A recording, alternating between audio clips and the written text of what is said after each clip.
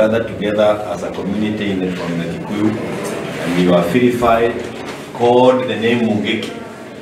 If you are calling an 8-year-old Mungeki, a lady 8 years old Mungeki, it is just a term that is now being used, and it is actually being used politically to intimidate us.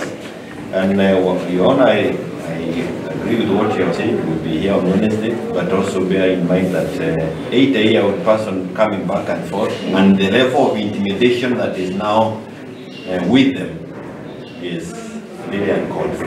I'll give you up to Wednesday to confirm whether you're ready to proceed with this matter.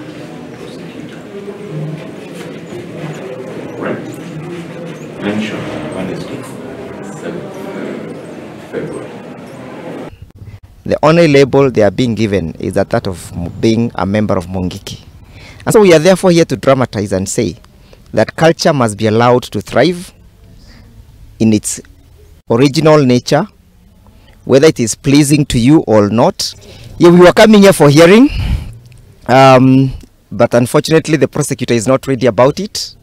He says there are some photos he needs, CGO, CS Ayuko, and so we are waiting for them on Wednesday, because the matter again will be mentioned on Wednesday to confirm whether they are ready to proceed.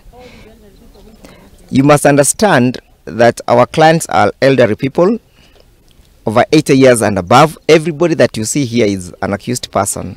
So a woman or a lady or a mother of 80 years old is being labeled a Mungeki person.